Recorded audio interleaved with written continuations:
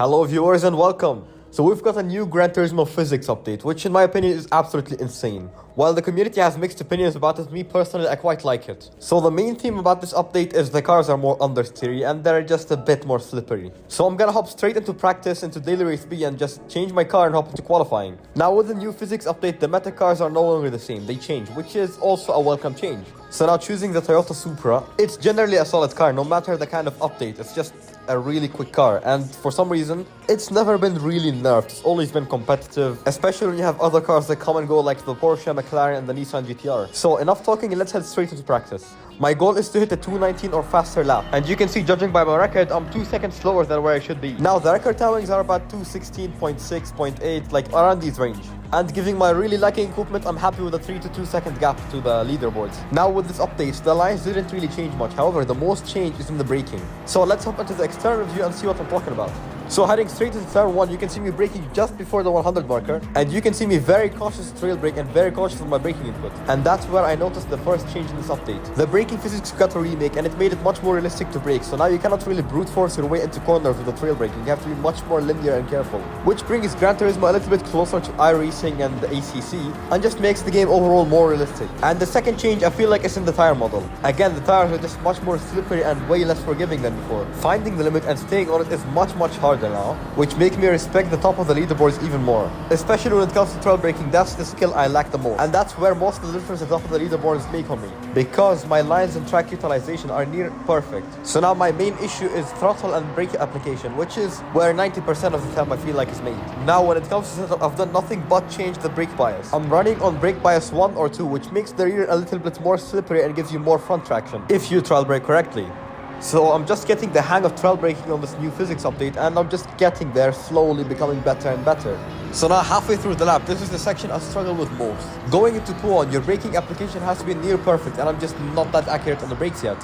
So while I did a good execution into this corner, I'm not really consistent through it because of that braking application accuracy that I need. So I'm just choosing the option to just slow down a bit more than I should and just be more safe through it, because I just don't have the confidence yet on the brakes. Now going into the end of sector 2, it's a very fast flowing right-hander going into a left-hander, which you have to nail absolutely perfect. The most important aspect here is managing your line properly to get a good exit and utilize the track as much as possible. Now ending sector 2 going into sector 3, this is the section where I have a bit of struggle. Now sometimes in this corner, some cars you can take it flat out, however in the Supra I just don't have the confidence, even though I do believe you can take it flat out. And that could be due to tire choice or weather conditions, and that I cannot control. However, in the McLaren I used to take that corner flat out most of the time. Now sector 3 is a very easy and fast flowing zone. There is only one braking zone into it, and all we have to do is basically keep the flow of the car. So now approaching the bus stop chicane at near 300 kilometers an hour, I brake right at the 150 meter board and make my way into the bus stop chicane. Now you want to tighten your entry into the corner so you can widen the exit properly. So nailing the first corner is the most important so you can get the better exit into the second corner. This is called a corner setup. So now finishing my lap in a 119.8, I hit my goal of hitting the 119 area. And I'm just a second slower than my Desert Fox racing friend here. It's an esport competition in the Middle East for those who don't know. Now heading straight into the race. Now due to my driver's rating being decreased due to inactivity and horrible past races, I'm put in a really bad lobby, so winning should be really easy. So starting on pole, all I have to do is clear turn 1 and disappear. So as the cars line up around Spa-Francorchamps, the clock starts ticking and it's lights out and away we go. So I'm at an immediate speed advantage because the GR3 Supra is the best car for high-speed circuits. So all I have to do is just clear turn 1 perfectly, which I seem to initiate near perfect and getting a great exit out of it. And you can see just making the distance on the Porsche and expanding and expanding and expanding. Now this gives the Porsche less hope of beating me. So now going into Eau Rouge, he's gonna have a bit of dirty air to deal with, so I bet he's gonna back out of it. As we enter Eau Rouge and go through Red Alone, you can see him just getting further behind, which clearly indicates he lifted off the throttle. So this further expands the gap between me and him and gives me more of breathing room going into the section where I'm less confident, as he gains a 0.5 second penalty for going off track limits, I believe, through Red Alone. So approaching the set of corners ahead, you want to brake just before the 100 meter marker and widen the entry as much as possible. However, I was a bit too happy on the brakes and I understeered nearly off the track, but I regained the control immediately. And going into this right-hander, I made a silly mistake where I had too much speed, I was too confident, and then I nearly lost my car. However, I recovered and now he's right on my tail. Now I'm still very confident in my abilities to win this race, however we both go off as we're trying to fight it and we overfight each other. So now attempting to go for the undercut, it doesn't really work as he blocks it and I nearly hit him off the track, but we managed to keep it tight and straight. So now with the third car being invited into the battle, it's Porsche versus Toyota. So I'm gonna recover from the slip here and I'm gonna immediately set up my entry for the next corner. I'm gonna decide whether I want to overtake or play it safe. Now, I didn't take any form of defensive line, and you can see the Porsche nearly hitting me off the track. However, he lifted up and a collision was avoided. So wiping my sweat off my forehead, I just get back onto it and prepare to attack the Porsche up ahead. And you can see a bit of contact was there, nearly sending each other off, but I make the move and I oversteer. However, I recover and he goes back through. So I'm back onto it and prepare another move on him. However, he has a 0.1 penalty. No, I mean a 1 second penalty, which he will flare. So regardless of what moves I make on him, I will still overtake him. So now, if you took a look on the radars, there are 4 cars between 1 second of each other. So this is a 4-way battle into P1. So right now, as we go through the penultimate corner, you can see the Porsche is about to serve his penalty, which will immediately give me P1. So I go through him and overtake and to get P1. Now again, I am faster, I just have to stay consistent. So all I want is to expand the gap and stay safe. So right now, as you can see, the gap of the cars behind is about 1.5, and a Ferrari is in the way without any movement. I nearly hit it, however, a collision was narrowly avoided. Now you see me going into the post screen, and everyone knows the auto drive is really slow. So why did I do that? Well, my screen literally went off. So I immediately shifted into auto drive and started frantically looking for a solution to fix my screen. However, the plug was just loose and I was able to fix it almost immediately. So after smashing the plug back into place and making sure it's secure, I switched the auto drive off, and you can see the Porsche is right on my tail and actually nearly overtakes me going into the first corner. So with my screen going off, all the comfort zone I built literally disappeared. So now I have to work all over again to build a cushion, and you can see me and the Porsche going side by side into Eau Rouge through Red Delon. I have the inside and then going to the inside again. The Porsche back out of it and he does not want to fight it.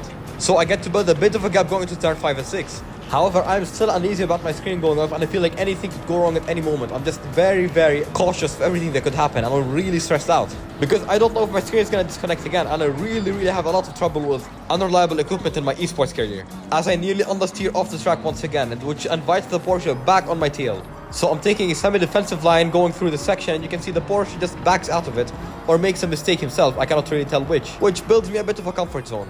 Now back to what I was saying, if you want me to succeed in my esports career, I'm gonna need funding. Now my dream is to become a racer, however it's very expensive. So I plan to do that through acquiring as much of a following as possible and maybe striking a sponsorship deal with one of the teams. So I'm gonna begin to raise my activity on social platforms in hopes of attracting money, popularity and sponsors and all the stuff that could help me get closer to my dream. So really you could help me become a racing driver by just subscribing and commenting, really, it's very simple. So enough of the chat and let's go back into the race. You can see the Porsche just getting slightly closer to me, however the comfort zone is still there and I could afford a tiny mistake in case I make one. So I just want to build more of a cushion zone in case, my screen disconnects again, which I'm still very conscious of and very aware of. And that alone just puts unnecessary strain on my brain. Aside from driving the car and racing with like 3 different cars, it just puts that my screen might go off anytime, so I need to substitute for it. And now once again, going through or skipping into lap 4, you can see me just making a tiny mistake and going off the track, which will land me a 0.5 second penalty. And the Frenchman behind is getting just slightly closer due to me going off the track and losing that bit of time there. However, I made the gap back up and now going to serve my penalty, you can see me nearly hitting the Ferrari as it's literally reversing on track. And for some reason it's not ghosted, so I find that really weird.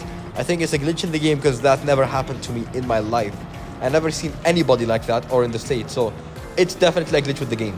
And now I'm serving the penalty and I'm gonna be in the mix between these two drivers fighting for the battle. Fighting for the position. And who's gonna come out on first? You can see the drivers are just really close behind, just benefiting from a slipstream, which will literally put them on my tail for the final lap as we go through the penultimate corners of lap 4. Now into the bus stop chicane, once again right on the 150 brake marker. You can see how close the competition has gotten to me, and you can see I've made it clear to the drivers behind that I'm not gonna give up P1 very easy. So if you want it, you got to prepare for one hell of a fight. As we start the final lap in a pack of 3 for a battle of P1, you can see going into turn 1, everybody getting just a bit closer to each other in the slipstream, being very tight back. You can see the Porsche making a move there, and I'm just sticking right behind him, almost going for a switch. However, I was not fast enough. So I tucked back immediately behind him and prepare for another move going into Eau Rouge through Red Delon. So now as we approach Eau Rouge, it's a bit of a long straight going downhill. So this will help us build a bit more speed, and you can see me just faster than the Porsche, being straight on his tail. He makes a tiny mistake going a bit wide, and I make the move in the trickiest corner in the circuit. Absolutely crazy stuff. Now back into P1, I plan to give nothing to the drivers behind.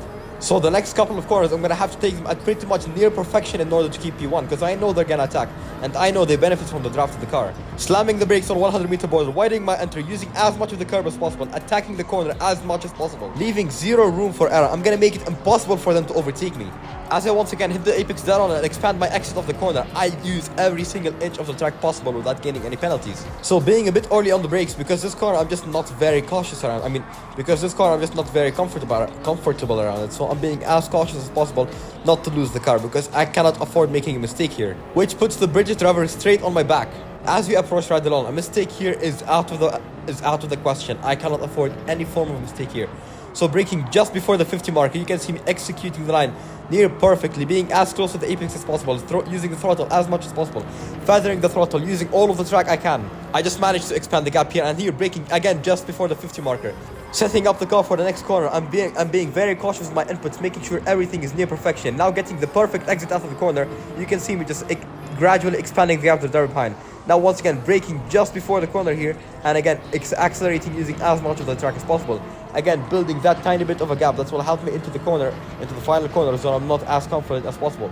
Now here there is nothing to be done. He has a slipstream and he's gonna chase me through. All I have to do is make sure he does not overtake me into the bus stop chicane. So that's what I've been working for the entire lap. I've been working to build the gap, so here he does not have the slipstream and overtakes me as fast as possible. And he's a bit too far behind to overtake me, which gives me a bit of a buffer zone or a bit of a comfort zone. As he literally cooks it on the brakes and slams into me, I managed to keep the car in control and stay in P1. As we go through the bus stop chicane, I managed to stay ahead in first while he gains a 2-second penalty, which grants me victory on Spa-Francorchamps. What a race.